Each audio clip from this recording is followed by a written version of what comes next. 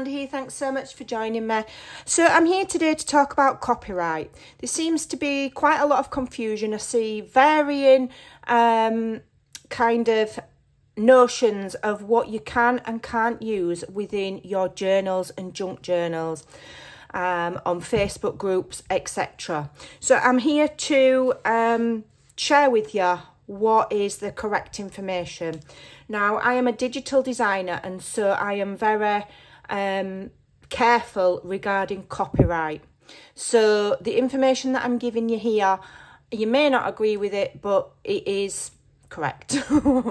So, journals. So, can you use book pages in your journals? Absolutely you can. You can go and buy a brand new book from the bookstore today, tear the pages out and use them within your journals. Okay, can you then sell those journals? Yes, because you're not selling the book as a complete thing, you're using it as in a piece of artwork. Same with magazines. You can fussy cut images from magazines, turn them into collages, and you can use those within your journals. Okay, I don't have any magazines to show because it's not something I buy. Here's an example. Edith Holden. Okay, now this book, although it is pre-copyright when it was originally made, the copyright actually still belongs to the author's family, and so you cannot photocopy or digitalize any of the pages, but you can remove them from here and use them in your journals, be it just fold it in half and use it as a page, fussy cut the items, etc. But you cannot photocopy it and pass those on. You cannot scan it in and use it in digital work. Okay, not even in a layer, because that is under copyright.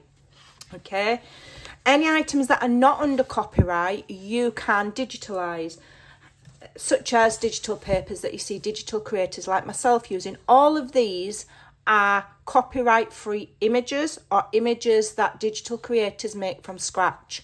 Okay, so the images that they use are not under copyright. So make sure you're using a reputable digital creator so that you can be sure they're not using copyright images. Now, when you come to use digital papers, okay, that sheet there is under copyright by me. Even though these are copyright free, I have changed them, I've altered them, I've changed the colours. They become a new work of art, okay, because they were previously public domain and I've changed them, so now they become mine. So you cannot print this, photocopy it, redigitalise it, pass it on in that form. Once these are cut out and stuck onto a project, you are then free to sell that project. Okay, and it's the same with all digital art. Once it's on a project and it's turned into something new, then and added to a journal, you can then sell that journal. You can sell a journal with book pages from here. You can sell a journal with any kind of book pages. Here's another example. Here's another one, Victoria Flower album. Okay, I can take pages out of here and use them in my journal. Okay, but I can't photocopy them, scan them, digitalise them and use them in my digital creations. Okay, you cannot photocopy them, resize them, change them in any way. That is against copyright, but using the physical pages isn't. Same with things like greetings cards. You can use greeting cards in your journal. Now, that original design is under copyright, but there's nothing stopping me from cutting that up and using it in my journal. Okay, what I can't do again is photocopy it, digitalise it, reckon on like it's my work and then sell it. But I can put this in a journal and sell the journal. Stamps. Now, you have to be careful with stamps. Some have different angel policies. No matter how you use them, you are meant to give credit on the piece of work. So Stampin' Up Forever, for example, if you were making a greetings card with this and then selling it, you're meant to put the Stampin' Up copyright on the reverse of the card to say they're their images. So you can absolutely stamp your journal pages with these, plain pages, whatever you like. What you can't do with these, and it's the same with the Tim Holtz stamps, and I do see this done, and it is very, very naughty. What you can't do is stamp these, make a collage, scan that collage and pass it on. Not even for free, okay? Not even just passing it to your friends. In theory, that is going against copyright.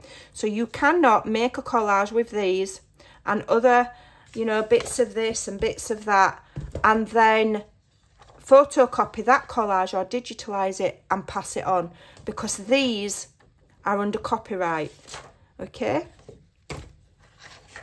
What else have we got?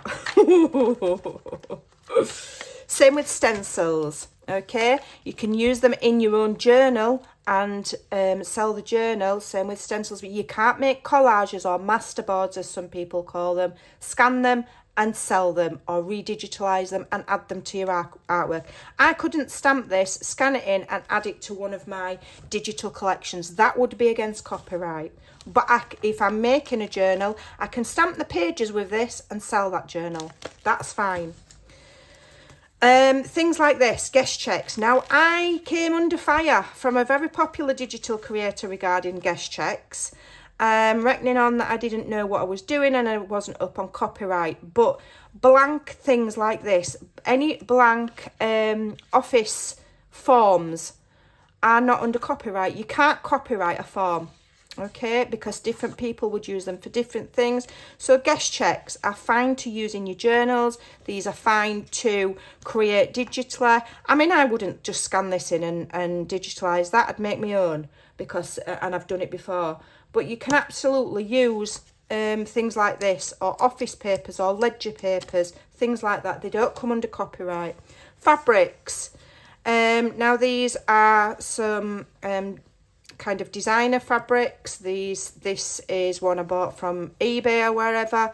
You can absolutely use these for your journal covers and then sell them.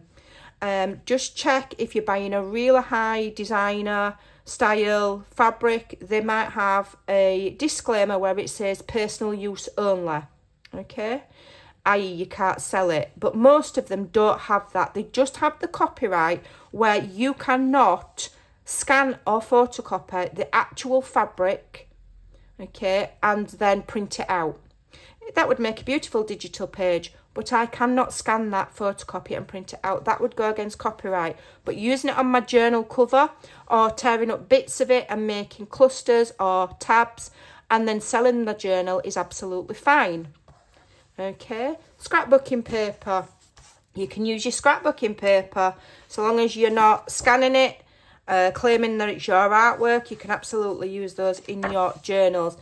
The only exception that I'm aware of, there may be others, the only exception that I'm aware of where you cannot sell things made from their scrapbooking paper is Disney. And they do have a personal use policy, or they used to do the last time I checked. It may have changed, but as far as I know, Disney is really, really strict with their copyright. I choose to stay well away from Disney, okay. You've got your dictionary pages that you can pick up in charity shops, whether they're out of print or not. You can use those, rip them up, use them. Music paper, you could use modern music paper. I use, but I can get this pretty easy. This is well out of copyright. It's vintage. So I can absolutely use those in my journals. So the rule of thumb is, apart from the odd companies that have very stringent personal use only policies, you can use pretty much anything in your journals in its original form. You don't need to really worry too much. Just be mindful not to scan them, pass them on, because that is copyright theft. Pass them, even just passing them to your friends is copyright theft. Careful with the stamps, not to add them to collages that you're going to then digitalise and pass on. That's not allowed. But other than that, you can pretty much do what you like. Now, if your journal is 100% for personal use, nobody's going to know what you're doing, okay? And if it's for personal use, you can do just about what you want. So that's the rule of thumb when it comes to what you can and can't use in your journals. And if you think, well, Amanda, you know, who are you? have a look at other creators, large creators. I don't want to name them, but lots of large creators, you will see them using Edith Holden, things like this, music paper, etc. They've got hundreds of thousands of YouTube followers, and I'm pretty sure that they would not be breaking the rules. As I say, I do know about copyright due to the fact that I have to be so careful as a digital creator. So you can pretty much trust what I'm telling you. So please don't worry too much, especially if you're using books that you've bought secondhand.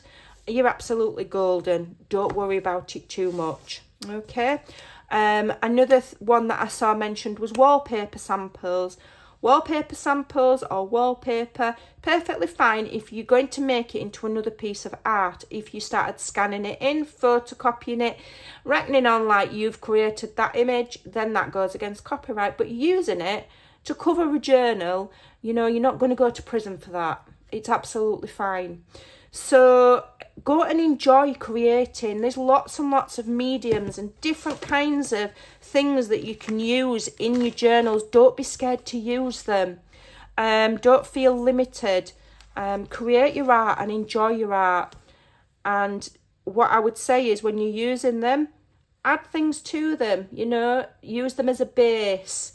And you can't really go far wrong. So I hope that helps. And if there's any questions, you're more than welcome to leave a comment in the description, in the comments section, and I will answer you because I reply to all of my comments. So I hope that helps relieve some of the anxiety regarding what you can and can't use within your journals. You more or less can use what you like. There will be the odd exception, but in general, if you're sticking to your old books and, you know, you're stamping and you're not scanning, photocopying and passing them on or trying to sell those images, then you're okay. So I hope you can go and enjoy making your journals. Thanks for watching. Take care and I'll see you soon. Bye.